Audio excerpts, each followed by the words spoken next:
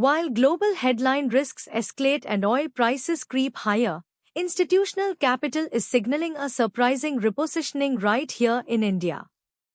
This isn't just a daily blip. We are observing a profound divergence that suggests a re-evaluation of structural insulation within the Nifty and Sensex. The market appears to be pricing in a unique confluence of domestic strength and shifting global liquidity dynamics.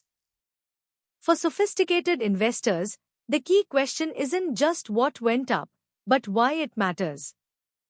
This recent rally in the Indian markets, pushing both the Sensex and Nifty to new highs, is happening despite rising oil prices and the specter of Iran's supply disruptions. This counterintuitive strength highlights sectors with inherent domestic moats and reduced external dependencies. We need to dissect where this insulation truly lies. Here's what's changing. Sectors geared towards India's domestic consumption and infrastructure growth are showing robust relative strength. Look at names like Ajun Paints, a bellwether for consumer discretionary spending, and Reliance Industries, a sprawling conglomerate with significant energy, retail, and telecom footprints. Their leadership points to a structural preference for companies with strong local demand drivers. Now, the primary catalyst for this shift isn't purely domestic. It's a global macro signal, the slowdown in US inflation. This easing of price pressures has significantly softened concerns about aggressive rate hikes from the Federal Reserve. This matters because it directly impacts global liquidity, making emerging markets like India more attractive for foreign institutional capital, especially when growth narratives elsewhere are faltering. But that's not the only signal. While the domestic-focused segments thrive, IT stocks like TCS and Infosys experienced declines. This bifurcation highlights the ongoing challenges faced by export-oriented sectors, particularly those exposed to global demand slowdowns and client spending rationalization in key Western markets. This divergence isn't random, it's a calculated repositioning based on earnings visibility. The bigger question is, what's guiding institutional capital allocation right now? We are seeing a clear preference for companies demonstrating strong pricing power and stable margins in a potentially volatile global environment.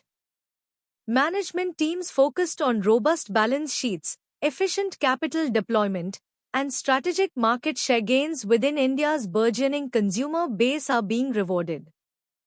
That's where things get interesting. The commentary from key players in the domestic growth story, like Reliance and Ajun Paints, consistently emphasizes resilient demand and strategic expansion within India. This contrasts with the more cautious outlook from some IT giants, which grapple with project delays and tighter client budgets in their overseas markets. It's a tale of two different economic engines. Now look at how the broader sector is reacting to the global macro backdrop. The slowdown in US inflation and easing rate hike concerns are essentially a policy tailwind for emerging markets. It reduces the cost of capital and enhances the attractiveness of growth assets, allowing a repricing of risk. This global liquidity shift is a fundamental driver behind India's current outperformance. However, this positive narrative is not without its complexities. The persistent rise in oil prices, partly driven by Iran's supply disruption risks, presents a clear headwind for a net oil importer like India. Higher crude costs can fuel domestic inflation, impact corporate margins, and potentially widen the current account deficit. This dynamic creates a delicate balancing act for policymakers and investors alike. That leads us to a bigger question regarding terminal risk for different segments. The IT sector, exemplified by TCS and Infosys, faces systemic headwinds beyond just immediate demand. Structural shifts in technology adoption, competition from global peers, and the ongoing challenge of wage inflation could compress margins further. Portfolio managers must assess whether the current valuation adequately reflects these long-term pressures. Another critical vulnerability for the broader market remains inflation. Should oil prices accelerate or global supply chains face renewed disruptions, the current easing of US inflation could prove temporary. A resurgence of inflationary pressures could force central banks globally to maintain a hawkish stance, reversing the positive liquidity shift that's currently benefiting India. This is a risk that warrants constant monitoring. Looking ahead, India's long-term structural tailwinds remain robust. Its demographic dividend, rising disposable incomes, and government's focus on infrastructure development provide a solid foundation for domestic growth. This is why companies like Asian Paints and Reliance Industries continue to exhibit strong forward earnings visibility, insulating them from some of the more turbulent global currents. Therefore, astute portfolio managers are engaged in a significant capital rotation. They are moving away from globally sensitive, cyclical sectors into those with higher demand recovery potential within India.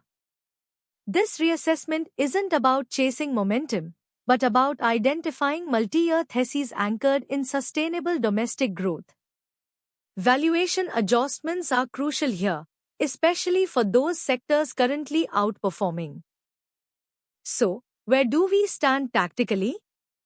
Domestic consumption and infrastructure-aligned plays, like Asian Paints and specific segments of Reliance Industries, are firmly on our breakout watch. They show strong structural momentum backed by earnings visibility. Conversely, the IT sector, specifically names like TCS and Infosys, warrants trim consideration. Their valuation against persistent global headwinds signals potential downside pressure, demanding careful position sizing. The Indian market is complex, but the signals are clear for those willing to look beyond daily headlines. This isn't a market for passive allocation.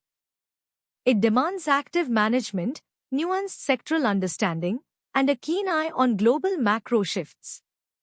Keep monitoring these dynamics with us. If you value this institutional-grade analysis, ensure you're subscribed to SR Money News IN and hit that notification bell. We'll be here to navigate these structural shifts every step of the way.